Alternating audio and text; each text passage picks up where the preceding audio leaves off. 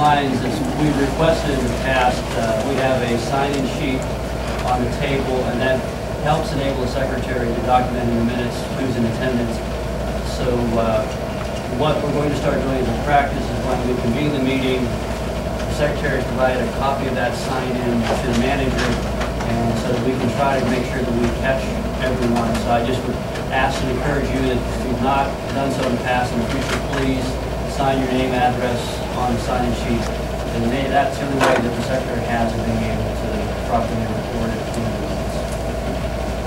With those set of housekeeping items, I will now entertain any public comments. Anyone wishes to address council this year? Roddy, please identify yourself for the record. Robert Roddy, I live in Greenville, 70 Columbia. My telephone number is 724-588-3512. Okay, I've got a statement here. First of all, I want to say that I am a member of the Greenville, Pennsylvania Government Watchdog Group. These comments are strictly my own. I want that to be understood. They are strictly my own. And here are my comments. Brian Shipley did not win a council seat during the last election. A vacancy occurred in council, and Brian was appointed to fill the job. Next. Of those who were voted into council, why didn't one of them get elected as council president? Pam Walker or Ted Jones? You have quite a number of years of council experience. You would have been the logical choice fulfilling the elector's preference. Well, can I respond to that? Because Brian Shipley is the best person to fulfill that job, and that's why he got voted in. That's your opinion? That's my opinion, yes. Correct. City also? Also on that, in a small line, I agree with that. That occurred 6 months ago, and every week somebody dredges it up and throws it against the wall to see what'll stick. Myself, I'm getting a little tired of hearing that every guy might go someplace. What are they trying to do? Can't you guys do anything? Can't you talk? Can't you get anything accomplished? This council has, in the past 6 months, done a lot of good things for the borough. We hear about it on Facebook. I mean, nothing's said here. Nothing is said to me on the street of how bad we're doing. But every once in a while, somebody will come up to me and laughingly say, I don't know what you guys are doing down here. Why don't you just throw them out? You can't throw a person that's elected into office out. Good, bad, or whatever. Brian was defeated. He lost by 10 votes to me, which I think, in my part, I'm happy for. We opened that seat up to the public. We had 4 people. This council figured that he was head and shoulders above any other applicant at that time. No one else tried or wanted it. Now, I was here. I did not want to be the president. I know Ted don't. I don't know about Pam. I don't think she did, or she'd have said, hey, she's outspoken enough. I want to be the president. That didn't happen. We took the best choice of everyone sitting in this council, elected him to that position and to the position of president. Now, I'm not favoring him. There's things that he does I don't agree with. I voted no to something he wanted back a month ago, and I felt it was wrong, so I voted no. He didn't come to me and say, you big dummy, you didn't vote how I wanted. I know he did come to me and said, I know you voted how you felt. And I did. And in the future, I will do it again. Nobody tells me how to vote. I know there's a couple on council that think I'm an errand boy for you. I'm not. But I would like to put this to rest. Every time this council meets for a work session or a meeting, somebody's gotta throw crap against the wall to see what sticks.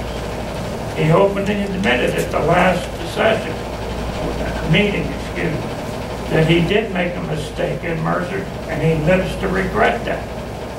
Put it behind you. And I feel that that's where it should go. We have done a lot of things in the past. And people say it's good, it's great for town. Then a little group of 6 or 8 people get together, go home. What can we do about this to make it look bad, make it look shoddy, make it look like they're trying to kill the borough? I think we should put the whole thing to bed now and forget it. That's history. Pay attention to what's going on in the future so that we can accomplish something in the next year and a half. Are you done? Can I rebut that? No. Is there anyone, you called out council, Mr. Payne responded. Is there anyone else in town who wants to address your question? I do. Since you specifically asked why I didn't wish to serve as president, I was asked to be president, but I chose not to for a couple of reasons. One was my personal physical situation, and I went through a serious condition last year. So I have to, watch what I do and watch my work. I don't have the availability to be here as a council president. We need to be during the daytime, to attend a lot of the meetings that he goes to serve on a lot of boards. I can't do it. I can't give that amount of time. So I chose not to. The council, there were some council members who did ask me to do it, and I chose not to. I fully supported Brian stepping into that role. He has the experience. He does a great job, and I see nothing wrong with it. And I agree with Ted. Let it die. Give it a rest. It's not going to change. You're not going to change your minds. Nothing is going to change. So we waste time talking about it. Every meeting that's brought up, and it's ridiculous. Just like the YMCA is brought up, other things are brought up, and it's a waste of time. Because those issues, if you want to read them, just go back to the minutes and read. Those have been fully discussed at former meetings. That's all I have to say. Anyone else on the council?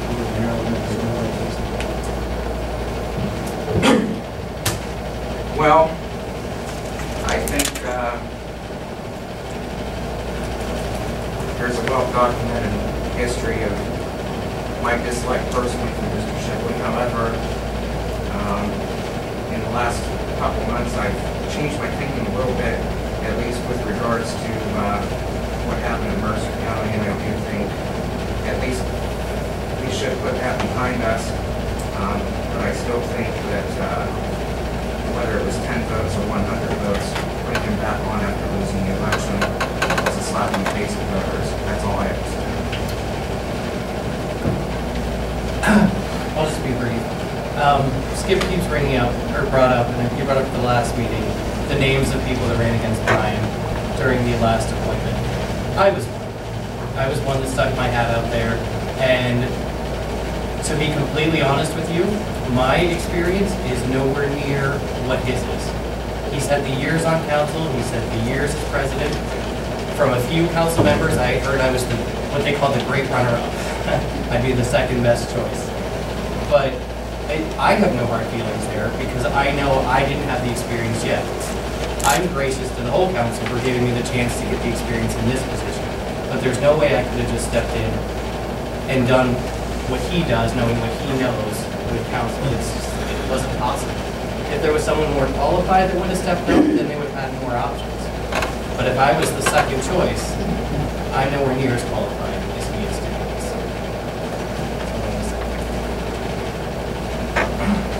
Anyone else want to say anything? Well, I think that we need to quit bringing up the past. The past has to remain where it is, in the past. If you want to look back at the past, go back to 1983. What happened? How many people remember what happened in Greenville in 1983? You probably do because what happened was that was the beginning of the industry moving out of Greenville. Chicago Bridge and Iron was the first one to go. Did they go out of business? No, they didn't go out of business. They went overseas. They're still in business. They're still building tanks. They're still building. And what else happened following that? Steel cord was sold to Trinity. Trinity closed the doors. We got 33 acres of vacant ground. Who's to blame? We can't sit here and blame anybody that's on council now or anybody that was on council before. And if you keep dragging up the past all the time, you're going to spend the rest of your life milling over the same thing over and over and over again and getting nowhere. You look at the past and learn from their mistakes that they made, so we don't make the same mistakes in the future.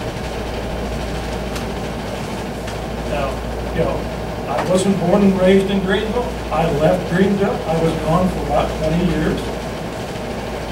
But I came back, and I think that everybody needs to pull together. Brian is probably the best qualified person on this council to sit there as chairman. Could I do that job? I don't think so.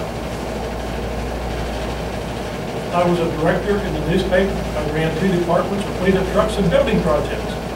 But I wouldn't attempt to do that job.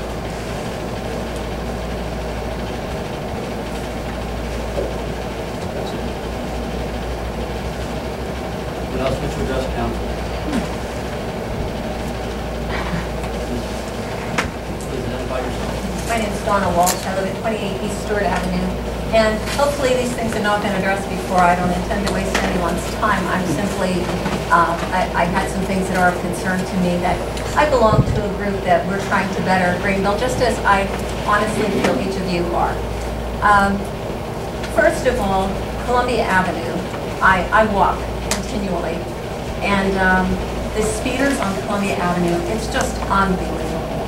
It's just a mess. I realize the police department doesn't have a lot of manpower, but we could probably pay for, I'm guessing, Denny, you would know better than me, but we could probably pay for another policeman with the money we would pull in from people speeding. I cannot believe it. It is, in my opinion, just a matter of time until someone is really hurt.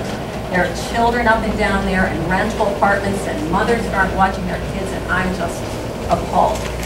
South Mercer Street, Clarksville Street, we have some major streets in this town that people have absolutely no concern whatsoever for what their speed is. Secondly, that's my first concern. Secondly, I live in a house, very nice neighborhood. Unfortunately, Ed Fisher bought a house across the street from me years and years ago. There are 4 dogs in this house. I have seen 1 dog outside. There's no back door to that house. Those people come out of the house, I can smell it across the street. It is unbelievably disgusting, a health hazard. There is a minor child in that house. There are other apartments over there. The one apartment now, they have a baby. I just would really like to see something done about things like this, things that, I guess, grassroots things. What can be done? What can I do to help? If I can first start with the first issue about speeding, and there's no one on this council disagrees that there are traffic control issues in this town. I commend Jenny and his officers. They do the best they can with the resources they have. The reality is, unfortunately, we have 2 officers on duty at a given time. They can't be everywhere. If you see particular issues, call the chief and let him know, and they'll do what they can to respond.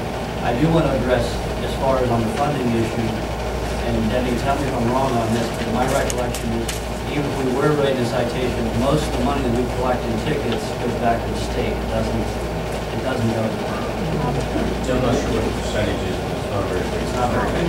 That comes to us.